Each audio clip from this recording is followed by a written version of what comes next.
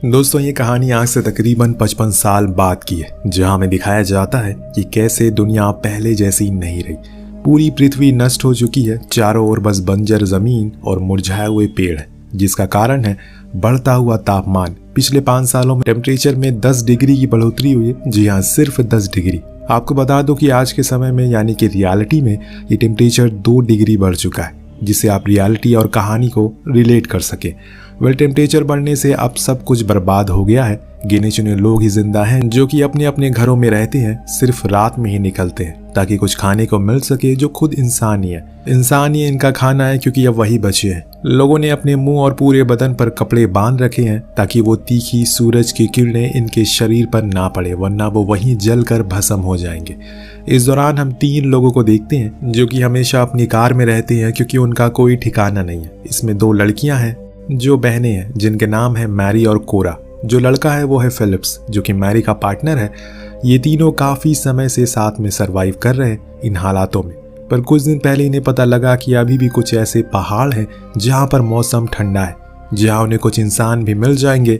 इसीलिए ये सभी उसी की ओर जा रहे हैं। बीच में फिलिप्स फ्यूल चेक करने के लिए उतरता है और तब हमें बाहर का वो तबाही का मंजर देख पाते हैं। चारों ओर बस लू की लपटें धुधक रही हैं, न कोई इंसान न कोई इसकी जात। फिलिप्स को आसमान में एक पंछी उड़ते हुए दिखाई देता है, जो काफी हैरानी की बात थी, लेकिन शायद उनके लिए संदेश भी हो सकता है कि अब वो मंजिल के ज्यादा दूर नहीं है। तो आगे जाकर ये लोग पेट्रोल पंप पर रुकते हैं, जहां फिलिप्स फिलअप करने लगता है। वहीं दोनों बहनें ग्रोसरी स्टोर में चली जाती हैं कुछ खाने और पानी की तलाश में, क्योंकि आज के समय में पैसों की कोई अहमियत नहीं है। बस वैल्यू है तो पानी और खाने की, क्योंकि इसी को खाकर और पीकर वो खुद को जिंदा रख सकते हैं, ना कि पैसों पर। इन्हें चौकन्ना भी रहना है, क्योंकि किसी भी वक्त कोई दूसरा शख्स इनके ऊपर हमला करके इनका सामान चुरा सकता है, या फिर इन्हें ही मार कर खा सकता है अगर वो ज्यादा भूखा हुआ तो। इतनी देर ढूंढने के बाद दोनों को कुछ नहीं मिलता, लेकिन तभी मैरी को बाहर कोई अनजान शख्स दिखाई देता है, जो उनकी कार से सामान को चुरा रहा था। वो चिल्लाकर फिलिप्स को आवाज लगाती है, जो कि फौरन उनके पास आता है, पर वो भागकर ग्रोसरी स्टोर में आ जाता है, जो कि कोरा को बंदी बना लेता है। दरअसल वो कई दिनों से भूखा है, अब उसे बस खाना चाहिए। इतने में पीछे से उसके ऊपर फिलिप्स हमला करता है। दोनों में भयंकर लड़ाई होती है, पर आज लड़ने से किसी का भला नहीं होने वाला। जो बात इन्हें कुछ ही देर में समझ आ गई थी, वो अनजान शख्स फिलिप्स को बताता है कि वो एक मैकेनिक है। उसने उनकी कार को देखा है और अब वो बस कुछ ही देर चल सकती, क्योंकि बाहर गर्मी ने उसका इंजन खराब कर दिया। पर अगर वो उसे कुछ खाना और पानी दे तो उसकी कार को ठीक कर देगा, जिससे वो मंजिल तक पहुंच जाएंगे। बहुत सोचने के बाद फिलिप्स ये सौदा कर लेता और वो बंदा, जो खुद का नाम जॉन बताता है, वो उसकी कार को ठीक कर देता है। लेकिन जाते जाते वो उन्हें सलाह देता है कि बीच में अगर उन्हें कोई दूसरी कार मिले तो उसे बदल लें, क्योंकि ये कार अब ज़्यादा देर नहीं चल सकती। इसमें काफ़ी दिक्कतें आई हैं। उसकी ये बात सुन फिलिप्स परेशान हो जाता है, क्योंकि अगर ऐसा कुछ हो गया तो वो सभी परेशानी में आ सकते। अब यहाँ जॉन उसको सही बंदा लगता है, इसीलिए वो उससे कहता है कि अगर तुम हमारे साथ चलो तो हमें कोई दिक्कत नहीं होगी। अब जॉन तो यही चाहता था कि कोई साथ उसे मिल जाए, इसीलिए वो मान जाता है। लेकिन इस बात से दोनों लड़कियां खुश नहीं थी, क्योंकि उन्हें जॉन सही नहीं लग रहा था। पर क्या करें, और कोई ऑप्शन भी तो नहीं है। अब चारों ही पहाड़ों की ओर निकल जाते हैं और अपने साथ कुछ एक्स्ट्रा फ्यूल भी रख लेते हैं ताकि आगे काम आ सके। कुछ मील जाने के बाद एक बाधा आ जाती है। एक आयरन क्रेन वहीं गिरी पड़ी थी, जिसमें पहले फिलिप्स और जॉन हटाने की कोशिश करते हैं, फिर उसमें वो हल्का सा भी खिसक पा नहीं रही थी, इसीलिए वो उसे कार से बांध कर साइड करते हैं। लेकिन तभी उन्हें वहीं नीचे खाई में एक कार गिरी पड़ी मिलती है, जिसका शायद अभी कुछ दिन पहले एक्सीडेंट हुआ, और इन्हें कुछ उसमें खाने पीने का सामान भी मिलता है। इसीलिए दोनों नीचे आते और वहां सच में पानी और खाना था, जो देखकर ये बहुत खुश होते हैं। कुछ ही घंटों में रात भी होने वाली है, इसीलिए इन्हें जल्दी से यहाँ से जाना होगा और कहीं शेल्टर लेना होगा, क्योंकि रात में ही वो लोग शिकार करने के लिए बाहर आते हैं। पर इन्हें उस पानी को स्टोर करने के लिए एक बॉक्स की नीड है, जो कि ऊपर कार में है। इसीलिए फिलिप्स वॉकी टॉकी से मैरी को कहता है कि वो उस बॉक्स को लेकर नीचे आ जाए ताकि हम पानी को भर सके। वो ये कहकर मना कर कि वो अपनी बहन को ऐसे अकेला छोड़कर नहीं आ सकती। हालांकि फिलिप्स उसे बहुत समझाता है, लेकिन वो नहीं समझती। और जब ये बात कोरा सुनती है तो वो कहती है कि वो कोई छोटी बच्ची नहीं है, वो अपना ख्याल खुद रख सकती है। उसकी बातों से मैरी गुस्से में नीचे चली जाती है, लेकिन बीच रास्ते में इन्हें ऊपर से कोरा की चीखने की आवाज आती है। तीनों तुरंत ही ऊपर की ओर भागते हैं, जिस चक्कर में मैरी का पैर मुड़ जाता है और वो जाकर पत्थर पर गिरकर वहीं बेहोश हो जाती है। जब कुछ समय बाद उसकी आंख खुलती है तो आसपास कोई नहीं था, एकदम सन्नाटा था, रात हो चुकी है। लेकिन उसे अपनी बहन की फिक्र थी, इसीलिए वो ऊपर जाती है, पर वहां भी वो नहीं थी। तभी जॉन उसका मुंह पर हाथ रखकर उसे खींच लेता और बताता है कि असल में वहां क्या हुआ था। जब मैरी बेहोश हो गई तो ये लोग ऊपर गए, लेकिन वहां कई सारे लोग थे जो कि कोरा को घसीट कर ले गए। उनकी तादाद ज्यादा थी, इसीलिए अगर हम जाते तो हमारा भी वही हाल होता। वो भूखे थे, जिसमें वो किसी भी हद तक जा सकते हैं। खुद की भूख मिटाने के लिए कुछ भी कर सकते हैं, इंसान को भी खा सकते हैं। जो सुनकर वो बेचारी अपनी छोटी बहन के बारे में सोचकर रोने लगती है। तभी उसे फिलिप्स भी मिल जाता है, जिसके गले लगाकर वो कहती है कि हमें उन लोगों तक पहुंचना होगा जिन्होंने कोरा को पकड़ा हुआ है। न जाने वो किस हाल में होगी, पर फिलिप्स ये कहकर मना कर देता है कि वो पता नहीं कहाँ गए, हमें पहाड़ों पर चलना चाहिए, वहाँ इंसानियत है, हम जिंदा रह सकते हैं, वरना ऐसे तुम्हारी बहन को ढूंढने के चक्कर में हम सब मारे जाएंगे। उसकी इस बात के कारण दोनों में ही बहस होने लगती है, क्योंकि मैरी तो कोरा को लिए बिना नहीं जाने वाली, चाहे कुछ भी हो जाए। इस बीच जॉन वहां लगे एक टावर पर चढ़कर देखता है, जंगल के बीच से कहीं से धुआं निकल रहा था। शायद वो लोग वहीं पर है, तुम्हारी बहन भी वहीं होगी। कोरा बहुत खुश होती है और फौरन तीनों ही उस जगह के लिए निकलते हैं। लेकिन जब वहां पहुंचते हैं तो देखते हैं कि वहां पर तो कई सारे लोग हैं जिन्होंने उसकी बहन को जंजीरों से बांध कर रखा है, और वहां पर आग भी जल रही है। सभी शराब पी रहे हैं और उसकी बहन को मार भी रहे, जो चीज मैरी से देखी नहीं जाती, पर अब क्या करे। तभी जॉन उन्हें एक आइडिया देता है कि मैं वहां पर जाकर एक धमाका करूंगा, जिससे उन लोगों का ध्यान भटक जाएगा, वहां जाकर तुम्हारी बहन को ले आएगा। तब तक तुम कार को तैयार रखना। उन्हें ये सही लगता है, इसीलिए अब चुपचाप जाकर वो कार में बैठ जाती, क्योंकि उन्हीं के कब्जे में थी। वो उसे स्टार्ट करने की कोशिश कर रही होती है कि इतने में वहां पर उन्हीं ग्रुप का एक बंदा आता है जो मैरी को देखने ही वाला था। कि इतने में जॉन वहां पर धमाका करता है। अब उसने तो अपना काम कर दिया, लेकिन फिलिप्स एकदम फट्टू निकलता है। वो वहां तक जा ही नहीं पाता और भागकर कार में आकर बैठ जाता है और मैरी से कहता है कि जल्दी से कार को भगाओ, वो लोग बहुत ज्यादा खतरनाक है, हम सभी को मार देंगे। लेकिन मैरी अपनी बहन को ऐसे मरने के लिए छोड़कर नहीं जा सकती, और यहाँ फिलिप्स को भी उस पर गुस्सा आने लगता है। तभी वो दोनों देखते हैं कि वो सभी उन्हीं की ओर आ रहे हैं, इसीलिए मैरी के पास अब कोई चारा ना होने की वजह से वो कार को वहां से ले जाना ही पड़ता है। लेकिन जाते टाइम तभी एक बंदा आखिरकार उन पर हमला कर ही देता है। उसी की वजह से फिलिप्स के पैर में चोट भी लग जाती है, लेकिन वो दोनों वहां से निकलने में कामयाब थे।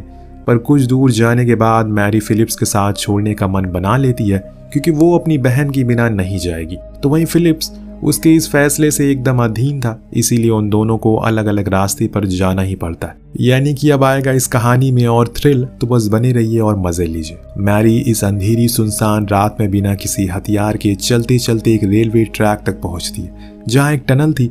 उसी में से उसे कोरा का बैग मिलता है, उसमें रखी एक फोटो जो कि उन दोनों की बचपन की थी, जिसे देखकर वो रोने लगती है। उसने इतने सालों से उसकी रक्षा की, हर मुसीबत से बचाया, लेकिन आज वो आखिर में बेबस और बेसहारा हो गई।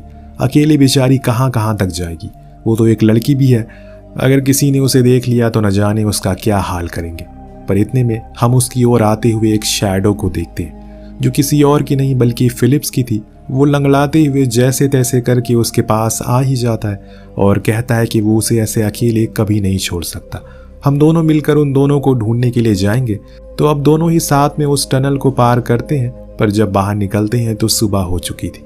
अब सुबह का तापमान बहुत ज़्यादा होता है, जो तकरीबन 60 डिग्री से भी ज़्यादा, जो देखकर मैरी फौरन अंदर आती है और तभी फिलिप्स गिरने लगता है, क्योंकि उसकी हालत अब ठीक नहीं थी। अब वो उसे और आगे चलने की इजाज़त नहीं देती, इसीलिए वो उसे वहीं रुकने के लिए कहती है और खुद अकेले जाने का फैसला करती है। अगर उसे कोई मदद मिली तो वो मदद ज़रूर लेकर आएगी। फिलिप्स उसे अपनी शर्ट उतार कर देता है ताकि वो थोड़ी और कवर हो जाए, वरना ऐसे तेज तापमान में जाना वो मारी जाएगी। अब मैरी का यहाँ से सफ़र अकेले ही शुरू होता है। वो पूरे दिन चलती रहती है, कभी वीरान ब्रिजों पर, कभी किसी बंजर मैदानों में। कहीं दूर जाकर उसे एक चर्च नजर आता है, जिसके अंदर जाकर वो खुद ब खुद सो जाती है। जब उसकी आंख खुली तो उसने अपने सामने किसी औरत को देखा, जिसने उसे पीने को पानी दिया और कहा कि उसका नाम एंजेलिना है। वो भी उसी की तरह एक सर्वाइवर है, पर उसे यहाँ पर अकेले नहीं रहना चाहिए, क्योंकि ये जगह उसके लिए ठीक नहीं है। यहाँ पर कुछ ऐसे लोग हैं जो कि लड़कियों को बंदी बना लेते हैं और फिर उनसे जबरदस्ती बच्चे पैदा करवाते हैं। उसकी बातों में एक सच्चाई थी जो मैरी को अपनी ओर आकर्षित करती है,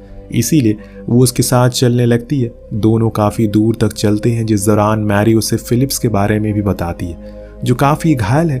कुछ समय के बाद हम घर को देखते हैं जो कि एंजेलिना का था, जहाँ पर उसका परिवार रहता है, जो देखकर मैरी को थोड़ा सुकून मिलता है कि चलो कम से कम अभी कुछ लोग जिंदा तो हैं जो औरों की मदद करते हैं। एंजेलिना खाने को कुछ खाना देती है और कहती है कि तुम आराम करो। अब आपको लग रहा होगा कि ये कहानी यहीं पर ख़त्म हो जाएगी, क्योंकि मैरी को तो अच्छे लोग मिल गए, पर किसी पर भी इतनी आसानी से आंख बंद कर भरोसा नहीं करना चाहिए, जो गलती यहाँ पर मैरी ने करी। क्योंकि जब वो सुबह सोकर उठती है तो देखती है एंजेलिना ने उसे बाहर से लॉक कर दिया है। वो बहुत चीखती है, चिल्लाती है, पर कोई फायदा नहीं था।